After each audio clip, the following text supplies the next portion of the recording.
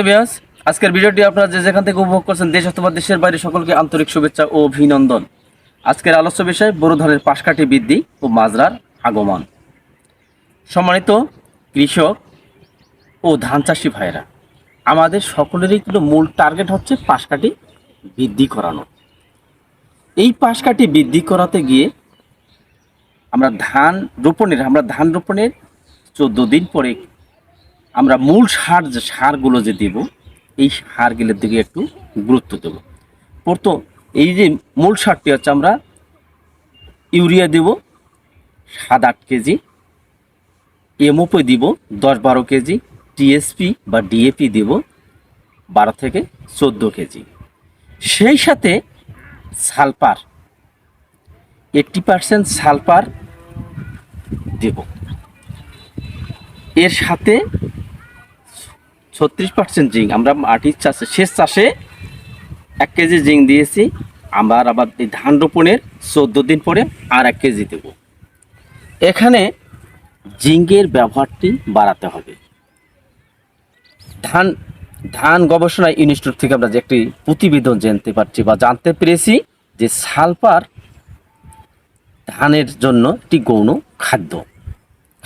এটি এই ধান রোপণের এই চারাটি আমরা দুইভাবে খাদ্য গ্রহণ করে থাকি। একটি হচ্ছে শিকড়ের মাধ্যমে। এই চারাটি মূলত প্রথমত শিকড় দ্বারা খাদ্য গ্রহণ করে।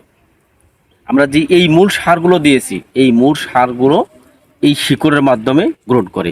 যখন এই গাছটি তরুলতা এবং সবুজভাবে গঠিত হয়, তখন এটা কি ক্লোরোফিলের মাধ্যমে খাদ্য গ্রহণ করে। তো এই পাশকাঠি বা ধানের এই চারাটি দুইভাবে খাদ্য গ্রহণ করে থাকে। এখন এই সিলেটেড জিঙ্ক, আমরা যদি আমাদের 1 কেজি দানাদার জিঙ্ক ক্রয় করতে আমরা যদি ব্যর্থ হই বা ক্রয় সাধ্যের বাইরে চলে যায়, তখন আমরা সিলেটেড জিঙ্ক আমরা পর্যায়ক্রমে এর ব্যবহার বাড়াবো। যেমন 20 দিন পরে প্রতি 1 লিটার পানিতে 2 ml করে এই সিলেটেড জিঙ্ক আমরা জমিতে প্রয়োগ করব এবং 40 দিনে একবার দেবো, 65 দিনে একবার দেবো। এখন আমরা শিকড়ের দিকে লক্ষ্য দেবো। এই শিকড়গুলোর দিকে লক্ষ্য দেবো। এই শিকড় যত প্রশস্ত হবে, যত হেলদি হবে, তত বেশি শিকড় ছাড়বে। যত বেশি শিকড় তত বেশি কুশি, তত বেশি চারা, তত বেশি শীষ, তত বেশি ফলন। তা আমাদের মূল লক্ষ্য হচ্ছে ফলন বৃদ্ধি করা। এখন এই শিকড় যে সময় বৃদ্ধি করবে, যে শিকড়গুলো এখানে শিকড়ের দিকে আমরা লক্ষ্য দেব কি জন্য? এই শিকড়গুলো দ্বারাই কিন্তু খাদ্য গ্রহণ করবে। আমরা এখানে হিউমিক অ্যাসিড বা টপ গোল্ড বা ফলিক অ্যাসিড, আমরা সবসময় বাংলাদেশে যে ফলিক অ্যাসিডটি বা হিউমিক অ্যাসিডটি পেয়ে থাকি, সেটি হচ্ছে টপ গোল্ড হিউমিক অ্যাসিড। এই হিউমিক অ্যাসিড আমরা 33% জমিতে 1 কেজি হারে আমরা ছিটিয়ে দেব। এই ছিটিয়ে দেওয়ার পরে এই মতো শিকড় আসবে। এই শিকড়কে যত বেশি শিকড় হবে তত বেশি কুশি আসবে। আর যে সময়ে এই কুশি আসা শুরু করবে, এই সময়ে কিন্তু আবার মাজরারও আগমন ঘটবে। তাই আমরা মাজরার আগমন ঘটবে। আবার কোনো সময় এই শিকড়গুলো এখন খুব ফকফকা ফ্রেশ দেখা যাচ্ছে, মানে তার মানে এই গাছটি পরিষ্কার রয়েছে, এখানে কোনো রোগবালাই নেই। এই পাশকাঠি বৃদ্ধি করার জন্য আমাদের জমিগুলোতে আমাদের চারার উচ্চতা হচ্ছে 8 ইঞ্চি। আমরা যদি 6 ইঞ্চি পানি রাখি, তাহলে কিন্তু পাশকাঠি বৃদ্ধি হতে সমস্যা হবে। আমরা সবসময় এই ছিপছিপে ভাব রাখবো, এই পানি আছে, এই পানি নাই। আপনাদেরও এখানে আমরা যতগুলো কীটনাশক ব্যবহার করি না কেন, যত রাসায়নিক সার ব্যবহার করি না কেন, আর রাসায়নিক সারের পাশাপাশি আপনাদের এই চারা রোপণের 1 থেকে 30 দিন আপনাদের এই ছিপছিপে ভাব রাখতে হবে। তাহলে আপনাদের যথারীতি পাশকাঠি ভালোভাবে বৃদ্ধি করবে।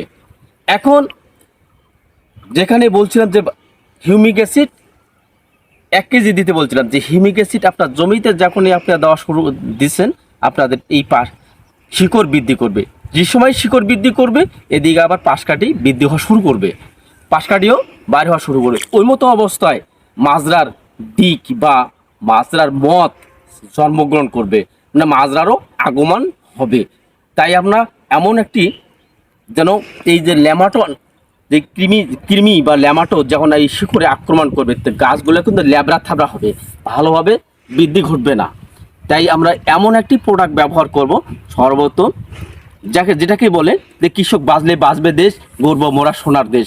এই সোনার দেশ তৈরি করতে গিয়ে কিন্তু আমাদের যে দানাদার বৃষ্টিগুলো প্রয়োগ করতে হবে।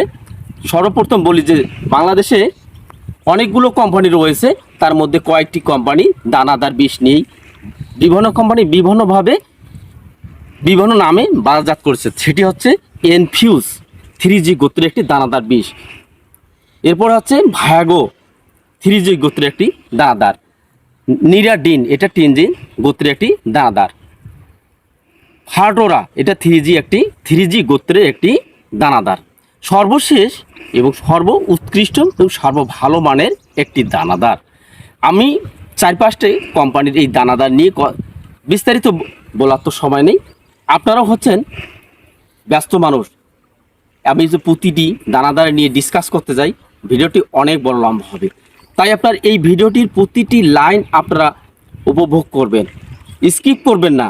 যদি ভিডিওটি আপনাদের ভালো লেগে থাকে অবশ্যই লাইক কমেন্ট সাবস্ক্রাইব করবেন, বন্ধুদের কাছে ছড়িয়ে দেওয়ার জন্য ব্যবস্থা করবেন। এখন সর্বশেষ এবং সর্ব উত্তম যে কথাটি, আপনার এই রতন 4GR কাঠাপ, এই কাঠাপ গ্রুপের দানাদার, আপনার এই কাঠাপ গ্রুপের দানাদারের কথা শুনে কিন্তু আপনার আপনাদের আতঙ্কিত হওয়া যাবে। এই দানাদার বিষ এই রতন 4GR কাঠাপ, এটা হচ্ছে অর্গানো কার্বোমেট গ্রুপের একটি দানাদার। এই দানাদারটি জমিতে ছেটানোর পরে 72 ঘন্টার মধ্যে সর্বপ্রথম কাজ করবে ল্যামাটোনাশক হিসাবে। মানে এই কৃমি আক্রমণ করলে যে শিকড়গুলো মোটা হয়ে যাবে, এইটা হবে না। তারপরে এদিকে যে আপনাদের এই যে পাশকাঠি বৃদ্ধি পাচ্ছে, মাজরা আবির্ভাব ঘটবে, সে সময় মাজরা দমনের প্রতিষেধক হিসাবে কাজ করবে। তাই এক ঢেলে দুই পাখি, আমরা যে খরচটাই করব যেন এক খরচে সব কিছুই আমরা নির্বহন করতে পারি। দ্বিতীয়টি হচ্ছে আমরা সবসময় এমন কিছু পণ্য ব্যবহার করব যেন একই সাথে 2-4টে কাজ করা যায়। তা আপনাদের ভিডিওটি যদি ভালো লেগে থাকে আপনারা লাইক কমেন্ট সাবস্ক্রাইব করে কৃষি পরামর্শ ইউটিউব চ্যানেলের পাশে থাকবেন। আমি আপনাদের সঙ্গে রয়েছি, কৃষি পরামর্শ ইউটিউব চ্যানেলে রয়েছে। আসসালামু আলাইকুম।